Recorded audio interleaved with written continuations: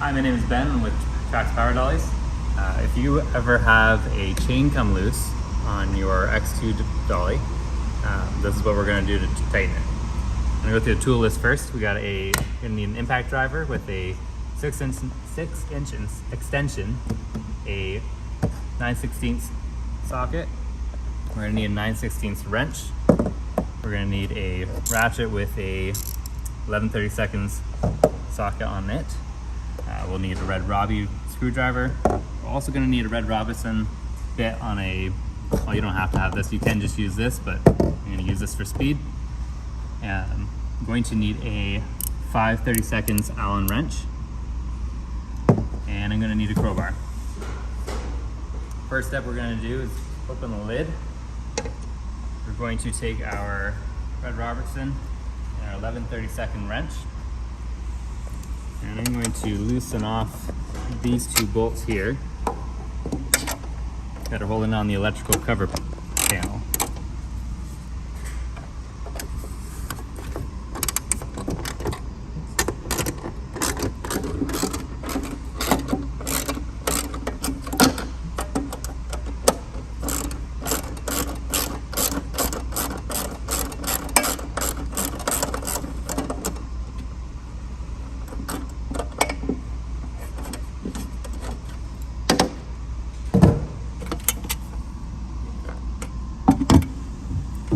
Pull this little bolt out here to get it out of the way. Come around to the other side, do the same thing.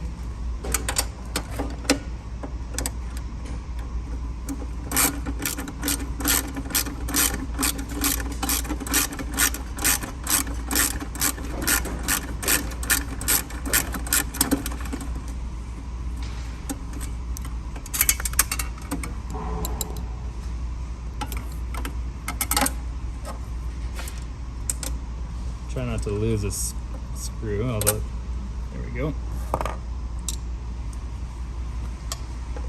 I had to disconnect that because this is connected to the wirings, and that way I can lift up this aluminum cover panel. Next we're going to grab our Allen wrench. There, you can. Okay. So at this point we're just taking off these two bolts on the back. One in here and one here. I've already taken off this side, but I'm going to finish taking off this side over here.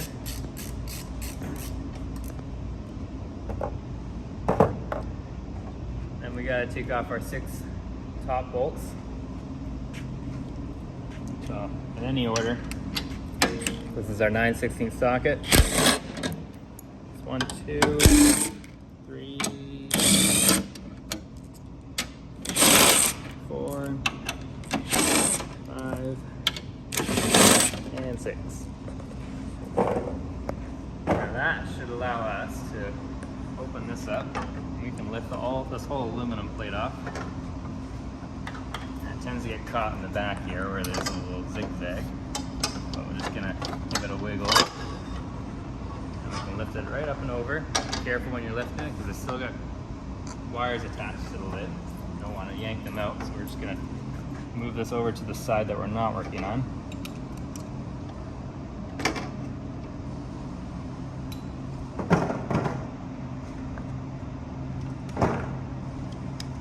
We've got bolts underneath here. You're going to have a hard time getting at these in the field because you're going to have to get underneath the machine. So you're going to have to find some kind of way to pry it up, maybe use a board. I've got this up on this table, which makes it nice and easy for me. But we're going to go underneath with our 9/16 socket on our impact. We're going to just loosen these off just a little bit. You don't want to loosen them off so much that the hardware comes right off on top.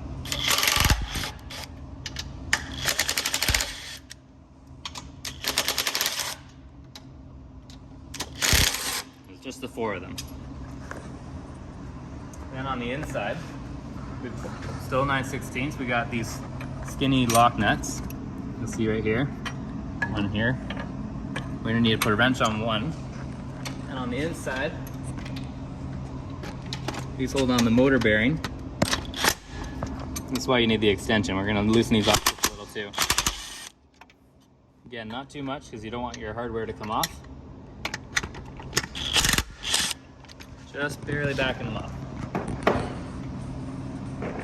I'm going to my 11/16 socket, and I'm going to loosen the bolt on the end of the motor axle. And then I'm just going to finger tighten it so it don't lose it. It's a lock washer, so it can only go so tight with your fingers. Now, I'm going to take my crowbar and I'm going to wedge it right in between this bolt and the motor. And you can see the motor move. I can actually pull it close to me with my hands, and I can push it back, and that will tighten your chain. Now I'm going to switch your socket back to 9/16. Switch back to 9/16. This is a lot easier to do if you got two sets of hands. You can have one person pulling on the crowbar and the other person using the impact, but I can do this by myself here. So I'm going to pull on the crowbar towards me and tighten these bolts right back up.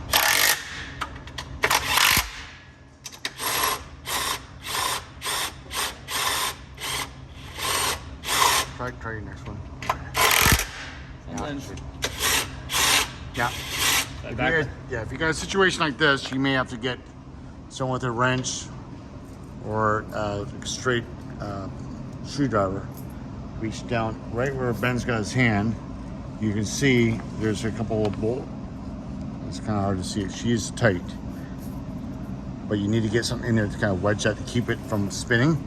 Once you get some friction going, it will pull itself back. But that's the reason why Ben was saying to don't loosen off too much. There you go. Now we got that tight. Perfect.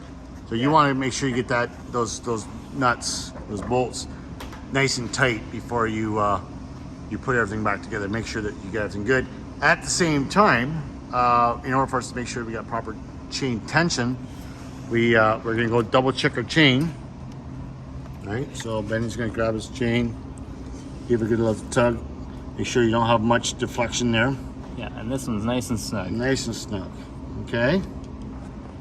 And I'm gonna go back. Make sure you got back on your sprocket as well, that nothing's kind of derailed itself for whatever reason. Make sure that the barrels are within the gear teeth, and way to go. Okay. Just a little side note there. Put my wrench back on my skinny lock nut here. Tighten up these motor bearings. Next one. Switch back to my 11/16. And do the end one. This one can be easy to forget. Try not to. Yeah, that's the end of your axle of the drive motor. And there you have it. Chain should be nice and tight. You just have to reverse the steps to put the aluminum cover plate back on, and your electrical cover panel as well. Excellent. Thanks, Ben.